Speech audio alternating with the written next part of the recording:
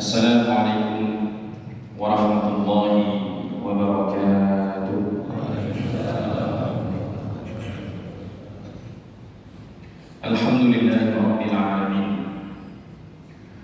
Allahumma salli wa sallim wa zid wa barik ala sayyidina wa habibina wa maulana Muhammad wa ala alihi wa sahbihi wa sallim. Radina billahi rabba wa bil islami dina wa bi sayyidina wa habibina wa maulana Muhammad sallallahu alaihi wasallam nabiyyan wa rasulan amma ba'd. Yang kami muliakan para alim ulama, guru-guru kami, tengku-tengku yang dimuliakan oleh Allah Subhanahu wa taala, juga segenap pemangku kebijakan di Gampung Perda, Bapak Gaji, Tunggu Umum, Tuhafid, Halapan, juga segenap ayahanda kami, pengurus masjid BKM, Masjid Al-Hidayah, juga kepada orang tua kami di Safari Subuh BBC. Ini tadi BBC itu kalau dipanjangnya itu bahasa Inggris, Pak ya. Boleh nggak kalau saya tafsirkan dengan tafsir yang lain pakai bahasa Indonesia? Izin, Pak ya. Kalau menurut kami BBC itu kepanjangannya adalah bersama berbagi curahan rahmat. Boleh, Pak ya? Nah, karena kepanjangan baru kan. Kenapa saya katakan bersama berbagi curahan rahmat? Karena dalam hadis Rasulullah SAW bersabda, Inna Allaha sajjaratun minal malaikah. Allah Subhanahu wa ta'ala memiliki malaikat yang ditugaskan untuk berkeliling dunia. Malaikat tersebut diperintahkan oleh Allah untuk mencari komunitas-komunitas, majelis-majelis yang dibacakan di majelis tersebut ayat-ayat Allah, yang ada nasihat-nasihat di majelis tersebut, dan dibacakan salawat kepada Rasulullah di masjid tersebut, di majelis tersebut. Maka jika malaikat itu menemukan majelis seperti itu, maka kata Allah, usyuhum birahmati, limpahkan, kucurkan rahmatku kepada majelis tersebut. Maka jamaah yang dimuliakan oleh Allah, ini jamaah subuh BBC luar biasa. Setiap subuh selama lebih dari 10 tahun, setiap subuh selalu bersama para malaikat dan mendapatkan rahmat Allah Subhanahu wa ta'ala. Semoga upaya-upaya dan usaha-usaha yang dilakukan oleh guru-guru kita di BBC mendapatkan berkah di sisi Allah dan menjadi amal jariah sampai hari kiamat. Dan juga kepada seluruh jamaah warga Gampung dan jamaah subuh BBC, jamaah yang dimuliakan oleh Allah Subhanahu wa ta'ala, ketika Rasulullah SAW pernah duduk bersama malaikat Jibril, tiba-tiba terdengar suara pintu terbuka dari langit. Dilihat ke atas, ternyata pintu langit sudah terbuka, dan dari arah langit tersebut turun malaikat. Lalu malaikat Jibril yang sedang duduk bersama Rasulullah berkata kepada Rasulullah, wahai Rasulullah, pintu langit malam ini dibuka oleh Allah, padahal pintu langit tidak pernah sebelumnya dibuka oleh Allah. Dan itu turun malaikat, Allah turunkan malaikat, padahal malaikat itu tidak pernah sebelumnya diturunkan oleh Allah. Lalu malaikat tersebut berjalan menuju Rasulullah SAW, lalu berkata kepada Rasulullah, wahai Rasulullah, sesungguhnya saya diutus oleh Allah Subhanahu wa ta'ala untuk membawa 2 cahaya sebagai hadiah daripada Allah. Cahaya pertama adalah surat Al-Fatihah, dan cahaya kedua adalah penghujung akhir surat Al-Baqarah.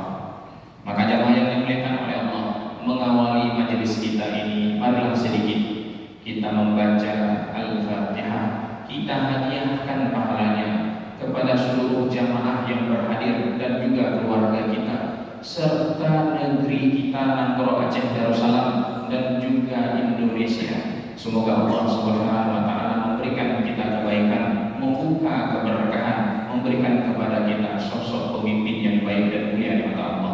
Ala hadhihi niyyatil Fatihah. Bismillahirrahmanirrahim.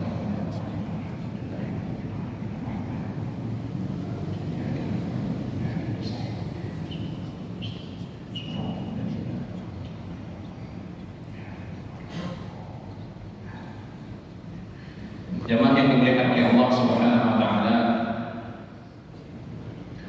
kita semua pasti mengenal kota Mekah. Kota Mekah ini merupakan kota tempat dilahirkannya baginda Rasulullah SAW. Pada saat Rasulullah SAW dilahirkan dan tinggal di kota Mekah, masyarakat kota Mekah mengalami penyimpangan luar biasa. Mereka adalah masyarakat yang menyimpang secara ideologi, menyembah berhala, menyimpang secara syariat, dan menyimpang secara akhlak. Mereka adalah masyarakat yang disebut sebagai masyarakat jahiliyah, masyarakat yang jauh daripada peradaban, masyarakat yang terbelakang.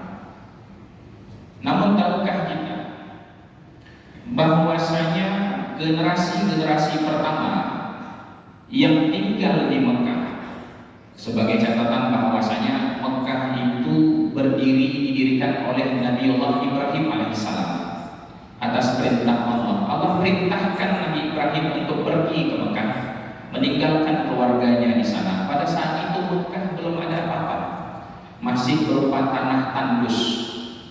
Lalu Allah keluarkan air Zam-Zam di kota Mekah. Ada sumber Zam-Zam, ada sumber mata air di Mekah.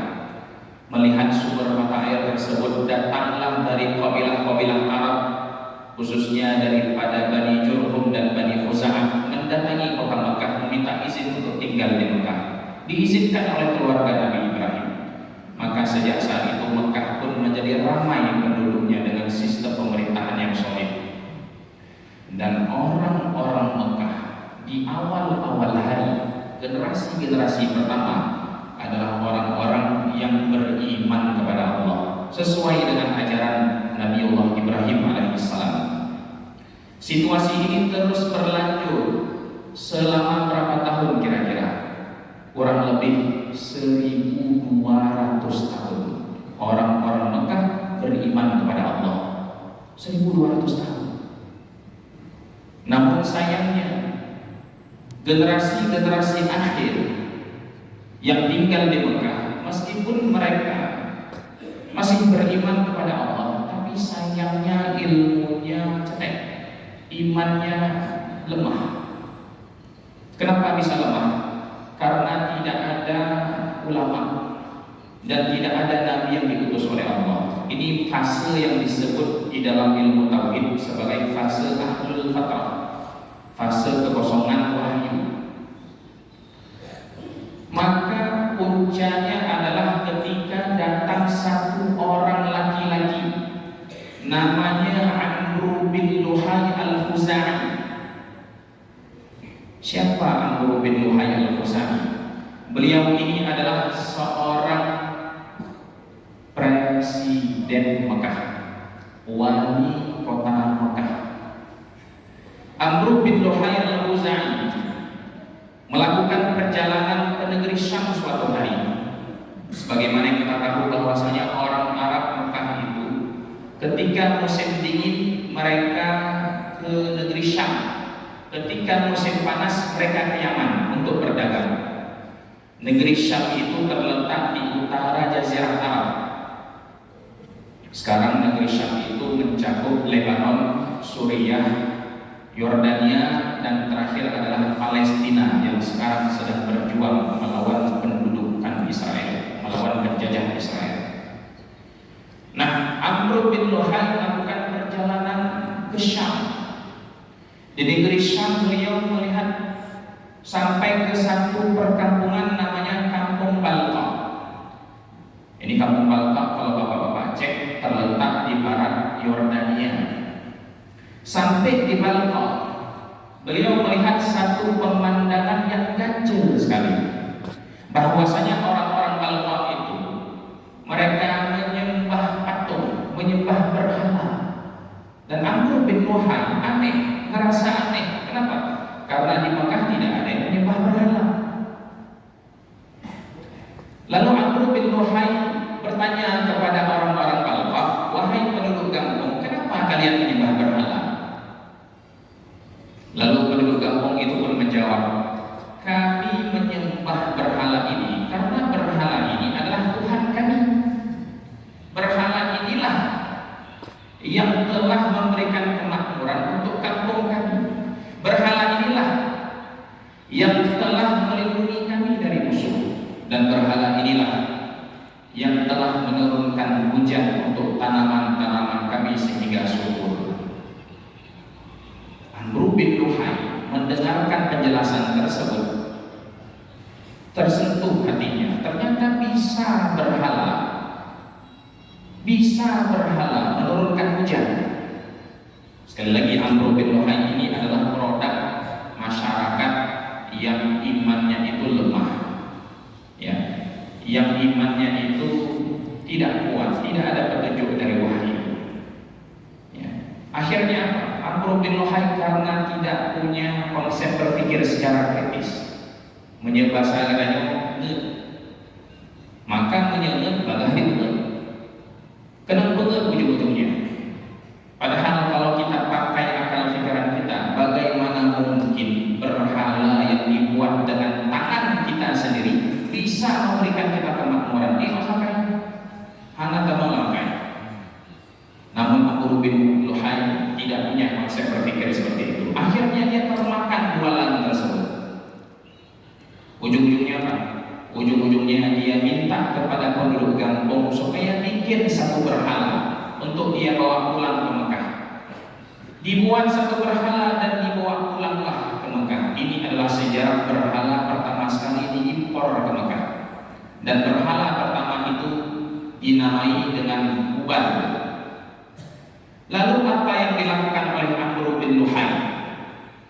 Dia menaikkan kekuasaannya, dia gunakan jabatannya untuk memerintahkan orang-orang Mekah supaya menyembah berhala yang baru diimpor tersebut. Maka terpaksa orang-orang Mekah menuruti perintah pemimpin mereka. Akhirnya apa? Akhirnya mereka pun menjadi masyarakat yang menyembah berhala. Dari masyarakat agamis menjadi masyarakat paganis. Dari masyarakat yang menyembah Allah menjadi masyarakat yang menyekutukan Allah. Gara-gara siapa? Gara-gara ulah siapa? Gara-gara ulah pemimpin yang ngeh dan bangga dipengen. Maka jemaah yang dimuliakan oleh Allah, sejak saat itu orang-orang Arab di Mekah menjadi masyarakat yang kita kenal sebagai masyarakat jahiliyah selama kurang lebih 250 tahun, hingga akhirnya Rasulullah diutus untuk menjelaskan tauhid kepada Allah Subhanahu wa ta'ala. Maka jemaah yang dimuliakan oleh Allah, apa hikmah dan pelajaran yang bisa kita petik dari kisah tersebut? Yang bisa kita petik adalah bahwasanya betapa suatu jabatan kekuasaan, suatu jabatan tersebut, kekuasaan tersebut betul-betul tidak bisa kita anggap enteng, tidak bisa kita pandang sebelah mata. Kenapa? Karena pengaruhnya luar biasa. Coba bayangkan orang-orang Mekah yang sudah beriman kepada Allah 12 abad bisa menjadi masyarakat yang menyimpang gara-gara satu orang pemimpin. Oleh karena itu para ulama tidak pernah memandang enteng dalam persoalan memilih pemimpin. Ada syarat kualifikasi. Imam Al-Mawardi menulis kitab namanya Al-Ahkam As-Sultaniyah. Beliau menjelaskan di situ apa saja syarat-syarat kualifikasi seorang pemimpin yang layak dijadikan pimpinan. Ada sekitar 7 syarat, namun kesimpulannya ada 2. Yang pertama adalah hafidh, yang kedua adalah alim. Hafidhun alim. Hafidh artinya adalah pemimpin tersebut harus punya integritas, harus punya adalah, imannya harus kuat, pemimpin yang bertakwa kepada Allah Subhanahu wa taala. Yang kedua adalah pemimpin itu harus alim, harus punya kapasitas intelektual yang bagus, punya pemahaman agama yang bagus, punya pemahaman terhadap ilmu, punya ilmu yang kuat. Supaya apa? Supaya tidak bernasib seperti Amr bin Luhai yang dan bagah di bengen tersebut. Maka jemaah yang dimuliakan oleh Allah Subhanahu wa taala, ini adalah di antara syarat-syarat yang harus kita perhatikan saat kita memilih seorang pemimpin, dan setiap pilihan kita akan kita pertanggungjawabkan kelak di hadapan Allah Subhanahu wa taala. Namun jemaah yang dimuliakan oleh Allah, ada hal yang harus kita garis bawahi bersama, bahwasanya mendapatkan pemimpin yang baik, mendapatkan pemimpin yang mulia, mendapatkan pemimpin yang bertakwa, menurut sebagian ulama tidak dimulai dari kotak suara, tidak dimulai dari pemilu. Dari mana dimulai? Dari diri kita sendiri.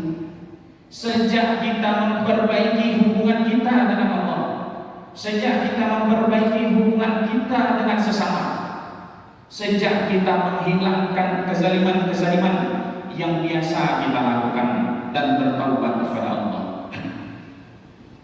Imam Hasan Al-Basri, siapa yang tidak kenal dengan Imam Hasan Al-Basri? Sayyidut Tabi'in, penghulunya tabi'in, tabi'in nomor 1 di masanya. Beliau hidup di bawah pemerintahan Khalifah Abdul Malik bin Marwan, dan Abdul Malik bin Marwan ini memiliki tangan kanan seorang panglima militer yang sangat kejam sekali, namanya Hajjaj bin Yusuf Al-Thaqafi. Hajjaj bin Yusuf Al-Thaqafi ini adalah orang bertangan besi. Dia tidak segan-segan membunuh siapapun orang-orang yang memposisikan dirinya sebagai oposisi. Oposisi pemerintah semuanya dihabisi oleh Hajjaj. Kejam luar biasa. Kebanyakan dari mereka adalah korbannya Hajjaj, itu kebanyakan adalah ahlul bait. Maka perbuatan Hajjaj yang kejam itu mendapatkan kecaman dari berbagai macam orang, dari ulama ataupun orang awam. Suatu hari Imam Hasan Al-Basri mendengarkan ada satu orang yang mencaci Hajjaj karena sifatnya yang kejam tersebut. Apa kata Imam Hasan Al-Basri? Apa kata beliau? La tasubbul Hajjaj, jangan kalian umpat si Hajjaj yang kejam tersebut. Innahu law halakal Hajjaj, sesungguhnya jika seandainya Hajjaj itu meninggal dunia, yatawalla alaikumul qiradatu wal khanazir, yang akan menggantikan Hajjaj itu adalah manusia-manusia dengan kepribadian, mohon maaf, seperti monyet dan babi. Ini kata Imam Hasan Al-Basri. Lalu beliau berkata, ini mohon diingat baik-baik. Ummalukum a'malukum kama takunu yuwalla alaikum. Ummalukum, orang-orang yang hari ini di kursi kekuasaan menentukan kebijakan-kebijakan yang menyusahkan kalian. A'malukum adalah hasil perbuatan tangan kalian, hasil perbuatan kalian. Kama takunu yuwalla alaikum, bagaimana kalian, begitulah pemimpin yang akan memimpin kalian.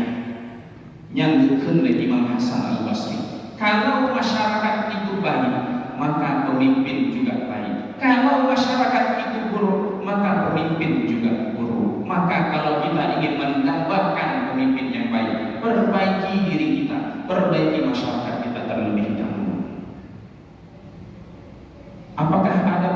selanjutnya ada seorang sastrawan dan sejarawan dari abad kelima, namanya Abu Mansur Al-Tha'alibi, menulis kitab namanya Lataiful Ma'arif.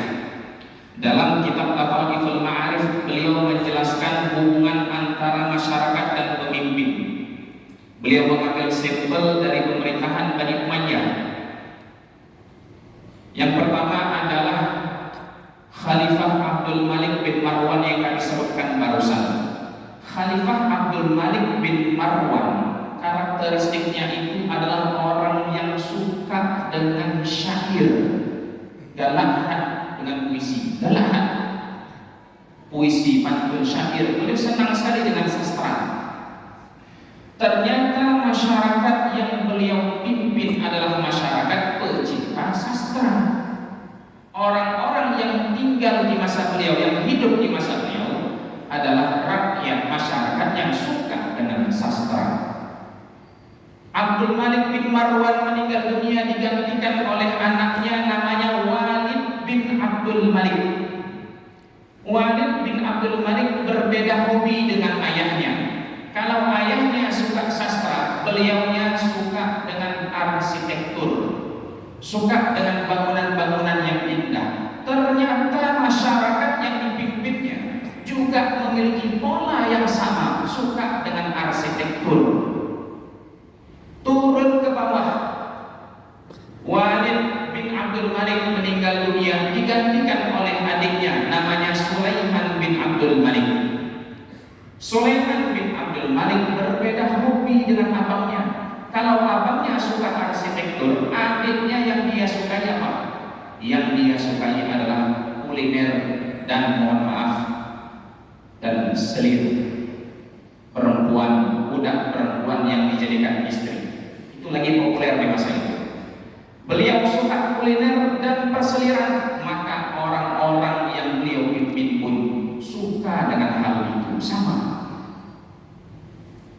Kemudian Sulaiman bin Abdul Malik meninggal dunia digantikan oleh khalifah yang luar biasa, khalifah yang adil, khalifah yang sangat baik. Namanya adalah Umar bin Abdul Aziz. Umar bin Abdul Aziz itu khalifah ke-8 dari masa dinasti Umayyah. Beliau ini hobinya apa? Hobinya 3. Yang pertama membaca Al-Quran, yang kedua berpuasa, dan yang ketiga adalah sholat malam. Ternyata masyarakat yang dipimpin oleh Khalifah Umar bin Abdul Aziz juga punya pola yang sama. Mereka suka baca Quran, suka sholat malam, dan suka berpuasa. Bahkan ketika mereka bertemu satu sama lain, ini yang menceritakan Imam Al-Tha'alibi. Ketika mereka bertemu satu sama lain, pertanyaannya itu bukan apa kabar, tapi pertanyaannya adalah berapa juz sudah Anda baca hari ini? Apakah Anda ada sholat malam? Ini pertanyaan. Maka besok-besok Pak, kalau saling bertemu satu sama lain, digantikan dengan selain kita tanya apa kabar, kita bersalawat kepada Rasulullah, lalu kita tanyakan berapa juz sudah khatam. Ya Pak ya. Beginilah kondisi masyarakat di masa Khalifah Umar bin Abdul Aziz. Begitu juga pemimpinnya. Dan tahukah kita, masa Khalifah Umar bin Abdul Aziz ini adalah salah satu masa paling makmur dalam sejarah Islam. Tahu profesi paling susah di masa kekhalifahan Umar bin Abdul Aziz? Yang paling susah itu adalah Baitul Mal. Susah sekali jadi orang-orang pegawai Baitul Mal di masa Khalifah Umar bin Abdul Aziz. Kesulitan. Bukan kesulitan karena cari donatur, kesulitan karena mencari penerima zakat. Susah sekali cari penerima zakat di masa kekhalifahan Umar bin Abdul Aziz. Kenapa susah cari penerima zakat? Karena orang-orang sudah pada kaya, nggak mau lagi terima zakat. Begitulah gambaran betapa makmurnya di masa pemerintahan Umar bin Abdul Aziz, yang masyarakat dan pemimpinnya hobinya itu adalah membaca Al-Quran, berpuasa dan sholat. Semoga kita warga Nanggau Aceh Darussalam juga bisa merasakan hari-hari tersebut. Lalu pindah ke generasi di bawahnya, khalifah-khalifah di bawahnya sampai ke khalifah nomor 13. Namanya Walid bin Yazid. Ini berbeda dengan pendahulunya. Walid bin Yazid ini hobinya apa?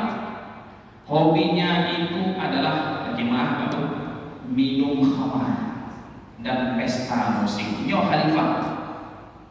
Minum minuman keras dan pesta musik. Kalau bahasa anak sekarang itu adalah dugem, ya. Dugem dan alkohol itu hobi khalifah Walid bin Yazid. Bahkan sebelum meninggal dunia sebelum dipenggal itu beliau minum khamar dulu. Ternyata masyarakat yang dia pimpin juga punya pola yang sama. Hobi masyarakat pada saat itu apa? Dua, khamar dan pesta musik. Bagaimana rakyat begitulah memimpin. Maka jamaah yang dimuliakan oleh Allah, kalau kita mendambakan negeri kita ini menjadi negeri yang makmur seperti di masa Khalifahan Umar bin Abdul Aziz, mendapatkan pemimpin yang baik seperti Umar bin Abdul Aziz, syaratnya perbaiki diri kita terlebih dahulu, perbaiki keluarga kita dan perbaiki masyarakat kita.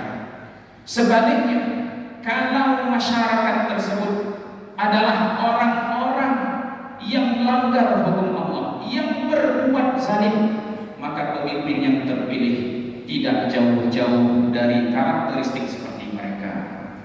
Hal ini sebagaimana yang dijelaskan oleh Allah. Dari tadi saya tidak membaca ayat Al-Quran, dari tadi saya nukilkan daripada sejarah-sejarah sebagai bukti untuk memperkuat. Sekarang kita masuk ke dalam ayat Al-Quran. Allah Subhanahu wa taala berfirman, A'udzu billahi minasyaitonir rajim. Wa kadzalika nuwalli ba'dal zalimin ba'dhan bima kanu yaksibun. Dan demikianlah kami jadikan orang-orang yang zalim sebagai wali bagi orang-orang yang zalim lainnya. Bima kanu yaksibun, atas perbuatan buruk mereka. Wali di sini, kalau kita lihat terjemahan mushaf dalam bahasa Indonesia, diartikan sebagai sahabat teman. Namun kalau kita lihat dalam tafsir-tafsir, wali di situ diartikan sebagai pemimpin. Artinya apa? Orang-orang zalim akan dipimpin oleh orang-orang yang zalim, sama seperti mereka. Imam Qurtubi dalam tafsir Al-Jami' li Ahkamil Quran menjelaskan bahwasanya zalim dalam ayat ini maknanya umum, baik zalim terhadap diri sendiri ataupun zalim kepada masyarakat. Ayat ini mencakup orang-orang yang berbuat dosa, hobi berbuat dosa, baik terhadap dirinya sendiri ataupun kepada masyarakat, termasuk pedagang yang menzalimi pembeli. Ini mencakup seluruh kezaliman. Apakah dosa yang kita lakukan untuk diri kita sendiri ataupun dosa yang kita lakukan untuk orang lain. Ini sesuai dengan pernyataan Imam Qurtubi. Lalu Imam Fakhruddin Ar-Razi, wa ma adraka bi Fakhruddin Ar-Razi. Ini kalau Bapak Fakhruddin Ar-Razi ini adalah salah satu ulama yang luar biasa, ulama yang menguasai berbagai macam ilmu, ulama ensiklopedis. Seluruh ilmu beliau kuasai, apakah ilmu agama ataupun ilmu eksak. Luar biasa ilmunya. Kami dulu ketika mengaji di Kairo, guru kami bernama Syekh Husan pernah berkata bahwasanya metodologi kurikulum pendidikan yang dirumuskan oleh Imam Razi adalah metodologi terbaik yang pernah diajarkan. Maka kalau guru-guru kami di sini ada yang pegang pondok pesantren, setidaknya coba kita pelajari bersama bagaimana cara Imam Razi mendidik murid-muridnya. Jamaah yang dimuliakan oleh Allah, Imam Fakhruddin Ar-Razi dalam tafsir namanya Mafatihul Ghaib, beliau menjelaskan, ini kalimat ini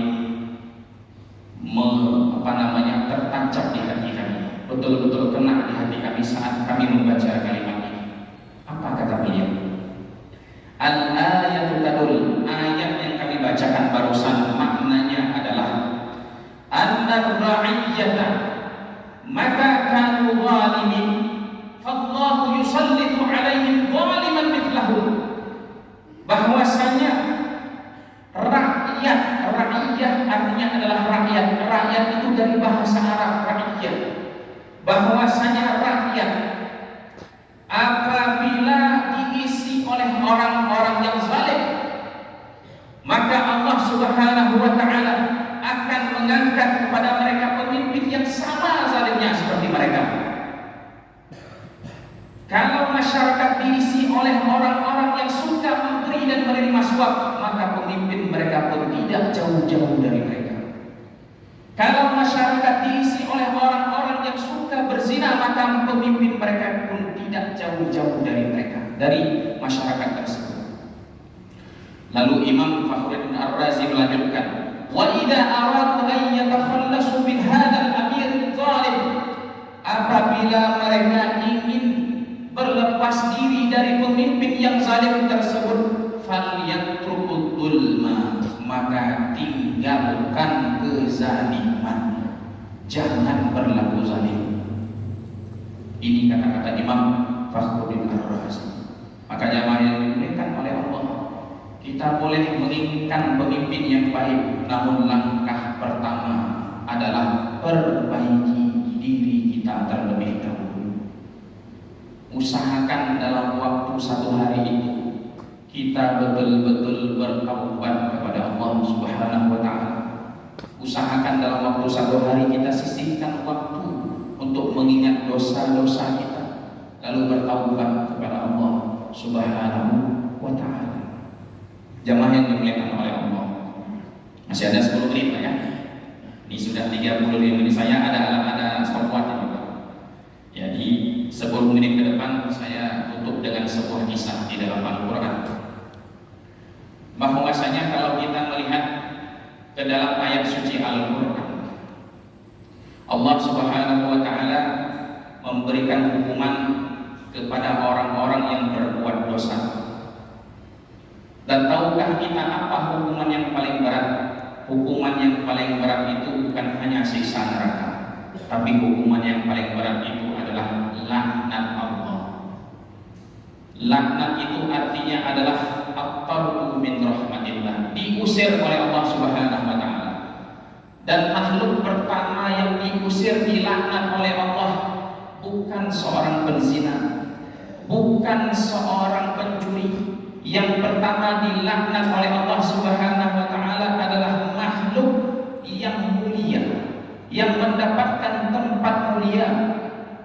Makhluk ini berasal dari dunia, namun diangkat derajatnya sampai ke surga, bahkan dinobatkan sebagai khazinul jannah, sebagai bendahara surga. Ini sebagaimana hadis yang diriwayatkan oleh Sayyidina Abdullah bin Abbas. Siapa nama makhluk tersebut? Nama makhluk ini bernama Azazil. Azazil menjadi makhluk pertama dilaknat oleh Allah. Kenapa bisa dilaknat oleh Allah? Karena saat Allah perintahkan Azazil untuk sujud, memberikan sujud penghormatan kepada manusia, kepada Adam, kepada Nabiullah Adam alaihissalam, Azazil dengan bangga membangkang perintah Allah tersebut lalu berkata, qala ana khairun minhu khalaqtani min narin wa khalaqtahu min tin. Ya Allah, saya ini lebih mulia dari Adam, karena engkau ciptakan aku dari api, sementara Adam engkau ciptakan daripada tanah. Api lebih mulia daripada tanah. Tak sudi aku bersujud kepada Adam yang derajatnya lebih rendah daripada aku. Itu kata Azazil.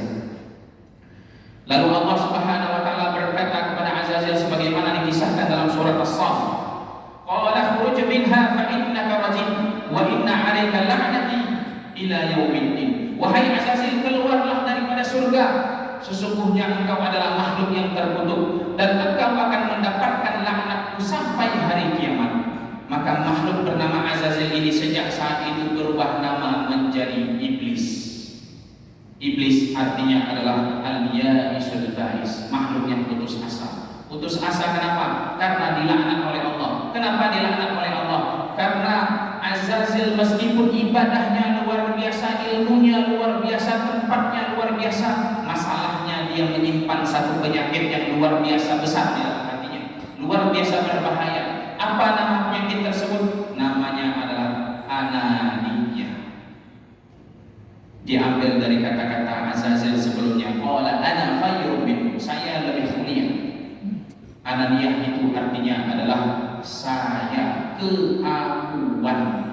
Apa itu? Maksudnya adalah egoisme, ego. Bahwasanya dia merasa dirinya saya yang paling mulia, saya yang paling baik, saya. Dan tahukah kita, para ulama berkata bahwasanya selama masih ada ananiyah di dalam hati kita, maka sulit kita mendapatkan ridha Allah Subhanahu wa taala. Karena ananiyah inilah merasa diri kita lebih baik, lebih penting, saya inilah yang membuat kita berbuat zalim kepada diri sendiri dan kepada orang lain. Ananiyah inilah yang mendorong kita untuk senantiasa berbuat dosa. Maka jemaah yang dimuliakan oleh Allah, kalau kita berharap mendapatkan pemimpin yang baik, maka langkah pertama, mari sama-sama kita memperbaiki diri kita di hadapan Allah, meninggalkan kezaliman. Dan juga kita tidak akan bisa meninggalkan kezaliman sampai kita menundukkan diri kita sendiri, menundukkan hawa nafsu kita, menundukkan egoisme yang ada di dalam hati kita. Semoga Allah Subhanahu wa taala, kita harap dengan majelis yang berkah ini, Allah Subhanahu wa taala memperbaiki diri kita, memperbaiki masyarakat kita, dan Allah kirim pemimpin yang baik untuk memimpin negeri kita ini. Amin amin ya rabbal alamin.